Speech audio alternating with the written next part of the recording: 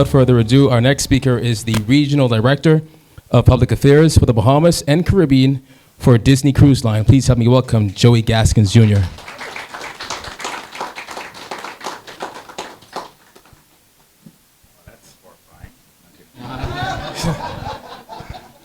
Good evening, everyone.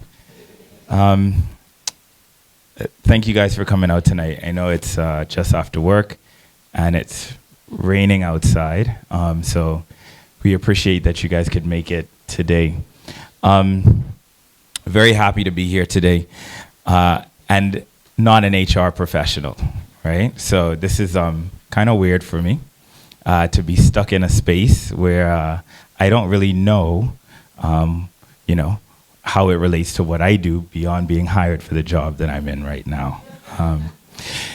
HR is a reputational work, though, particularly for us at Disney Cruise Line. When you work in an industry that may not have had the kind of impact we needed to have here in the Bahamas from an economic or social standpoint, it's important to show our audiences that we are making an effort to engage Bahamians in this work. I don't do that, though, and that is led by another Bahamian, our HR recruitment manager, Leslie Lopez, who has been fantastic. The results are bearing fruit. He has recruited an all-Bahamian leadership team to open up our new development in Eleuthera at Lighthouse Point, Disney LookOutKey at Lighthouse Point. 96% of our staff is Bahamian at LookOutKey at Lighthouse Point as well. We have 7 non-Bahamian workers, and can anybody guess what area of work they are in? No. Yes. Who said that? Who said that? Yes. We cannot find enough Bahamian swimmers. It's an industry-wide issue. And if I could find 7 more swimmers, I would have a 100% Bahamian staff. So when Kyle called me to speak at this event, of course, my first reaction was, I'm not in this space, so you should probably talk to Leslie. And I was telling this story at the table. He says, "No, man, you're good. You'll figure it out." All right. So in the midst of opening a $500 million cruise port in the next 3 weeks, and in an industry that I am not a part of, on an issue that I have very little knowledge, when someone like Kyle suggests that I do something, I do it.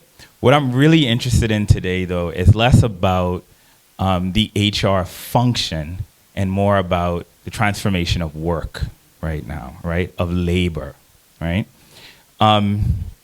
My approach here is not to be entirely ontological around this. I wanted to go on a bit of a journey since I was learning myself, and I want to take you all on that journey.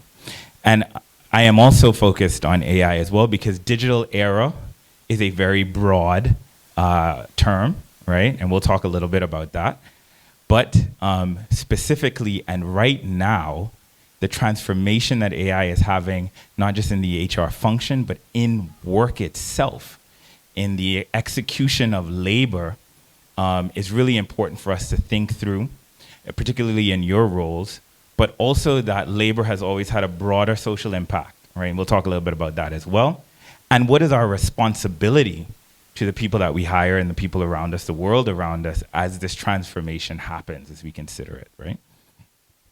So I said I went on a journey of learning, and my first question was, what is human resources, right? Y'all probably don't need to know the meaning for this, but it was really important for me to kind of ground myself in what human resources is. Human resources are both the people who work for the company as well as the function many of you in this room engage in. That's the recruiting, the staffing, compensation, benefits, labor and employee relations, organizational development, right? Interestingly, though, human resources as a concept or as a term is a fairly new invention in the grand scheme of things, right?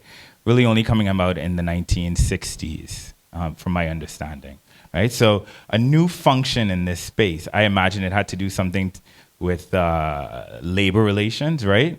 Unions in particular, perhaps, right? But also the shifting way that work was happening. And I really want to point out this, right? So we talk about the digital era, and specifically the digital era is categorized by technology, which increases the speed and breadth of knowledge turnover within the economy and society, right? But if we're going to start talking about eras, let's talk about how these eras have transformed, particularly over the last 3 big shifts in labor and work, right?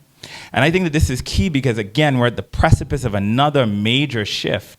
And that, again, is more than just what it means for your organization. It literally has implications for this entire society around us. So about 300 or 400 years ago, instead of a digital era, we would have been in feudalism, right? Anybody familiar with the term feudalism? It's how we get the king and queen of England, right? So these are massive land-holding aristocracies who gift land to people with titles, and those people allow other people to stay on their land and farm that land, or they are leather workers, or they are iron workers, and as a part of staying on that land, they produce things, pay it up to the aristocracy, and the aristocracy uses their armies to protect these people. Work in this era is very much about being hands-on. It's agriculture, it's trades, right? And that begins to shift, right? Particularly in the 17 and 1800s with the invention of things like the steam engine. All of a sudden, mechanics, machinery begins to allow labor, the economy, to automate certain functions, right? To produce at mass scale and without the same kind of hands-on needs that feudalism required. But it's not just about the machinery here, right? When this starts to happen, this industrial revolution, a couple of other things start to happen. For example, the nuclear family becomes a thing, right? People move from the large land-holding estates out in the countrysides into urban settings where small homes become more the norm, and now you're only living with your mother and your father and your siblings, right? It's work that's shifting this and how labor is executed, right? And then we get to the digital era. And here, this is defined by the speedy transfer of knowledge from one place to the next, communication from one side of the world to the next, literally at the speed of light. And that circulation of knowledge is also transforming society around us. If you come from a sociological background or a political sciences background, you would probably look to like Marxist materialist history here, right? Who's owning the means of production? How is labor actually being done? And what does that mean for people, families, and the society around us? And again, we are at another precipice here because AI is the new steam engine, right? What does that mean for work? How is it helping us jump from farming with simple iron tools to transporting goods across the world? That is the shift that we're seeing, and I kind of want to put that in context because these things are not just happening organically and everything is adjusting around us. No, this stuff is actually driving the change and all the social things that we're seeing around us as well. And one of the questions that we need to ask ourselves is, particularly here in this jurisdiction, are we prepared? All right, so I'm specifically talking about generative AI, right? And there are different types of AI, but generative AI in particular is what a lot of people are referring to when they say ChatGPT or Bard or others, right? And generative AI can be thought of as a machine learning model that is trained to create new data, not just analyze the data that's in the data set. Right? And you can train it to learn human language. You can programming languages, art, chemistry, right? Biology, complex subject matters. Pharmaceutical companies are using generative AI right now to think up new drugs, right? So think about what you do and what the people you hire do, and think about how that fits within the frame of this now, right? And here's where you get to impacts. 56% of American workers say that they've used generative AI in the last year.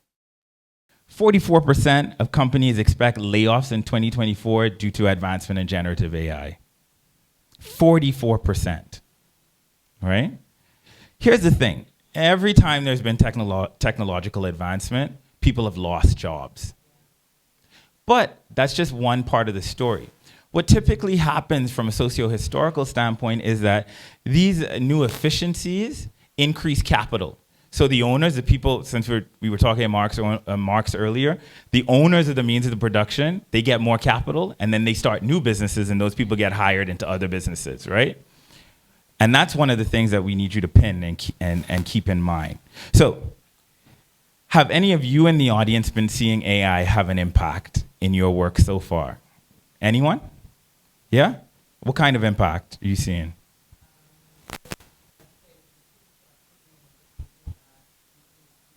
Mm-hmm. Yep, just like that. Mm-hmm. What else? Any other impacts? In what way? Yeah.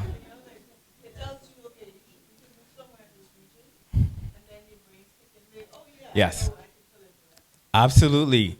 When in developing, whether you're talking about governmental policy or organizational policy, do you know how many case studies, research papers you would read to pull from, to generate a narrative, to back your claims, and to create a solution around that evidence-based approach? Now you have somebody who could do that within seconds. And I called it a somebody. That's the problem right there. All right. So we're seeing these impacts all the time, right? Here's how it's working in my work, right? And this is particularly around my strategic communications function, right? So automating those repetitive tasks, we talk about that, right? Particularly in strategic comms, clippings. So I have every morning clippings in the entire cruise industry, anything that happens in the cruise industry here in the Bahamas sent to me. When I ran my own public affairs firm, I had a person who did that, who would literally look at the newspapers every day, take snapshots, find the links, put it in an email, put a small summary there, send it over. AI can do that, no problem, right? No problem. Analyzing data and providing insights. I use polling as well as qualitative data all the time, quantitative and qualitative data to build strategy, right? Can I feed that in to generative AI and find the trends in that data to help inform my strategy? Absolutely, right? And again, we made a lot of money doing that for other people when I was in private practice, right? As well as that personalizing audience experiences. What do I mean by that? Chatbots. You used to have an entire call center built with dozens of people, right? Now, you can program your chatbot and they can answer most of the basic questions. And listen, if the questions become too complicated, you could send them to a human, right? But all that initial stuff you can do right with AI, right? A couple of things, and we heard this already. Unfortunately, though, AI lacks creativity and empathy in a lot of instances, right? And in the work that I do, storytelling, it requires us to be empathetic, to be creative, to think beyond, the obvious, and really dig into the storytelling in ways that has impact. And AI hasn't been able to do that in a lot of ways just yet. Balancing the PR objectives against the real world impact. I could ask AI to build me, start a communication strategy for me to win an election, right? And here's all the data. People want us to get rid of certain other types of people. AI might spit out, you know what you should do? You should probably campaign on throwing them in the water somewhere or getting rid of them, right? As a human being, I might say to myself, you know what, even if that's what people want, that is not the logical conclusion I would come to because I have an ethical and moral basis that I'm working from, right? Misinformation concerns. Those bios were great for the most part, but always check your AI work. And if you're a teacher in here, you've probably been getting final papers or midterm results, right, that are being generated by AI. And what you realize very quickly is that it is not as accurate as people think computers should or can be, right? And so in one instance, I had a bio written, and I was like, wow, this person is really impressive. And when I dug into the bio, I was like, oh, they didn't do anything. This is a completely different person with the same name, though, right? So those are the things that we have to watch out for as well. But as we think about all of this, here are some of the key questions I want to leave you with, because I don't have an answer here, and we don't know where this is going to end. At the end of the day, people are going to lose jobs from this, right? How do we help people make the transition? How do we help people make the transition out of jobs that are being replaced and into jobs that might be better for them, that we can train them for, into new roles, right? And toward using these new technologies. We got some strategy points earlier, right? How are we measuring success in work? Because if my job was writing bios and I'm getting a lot of help, then how do you measure whether or not I'm good at what I do, right? So as well as that, even in the recruitment phase, if AI is writing my resume, right, giving you everything you need, right?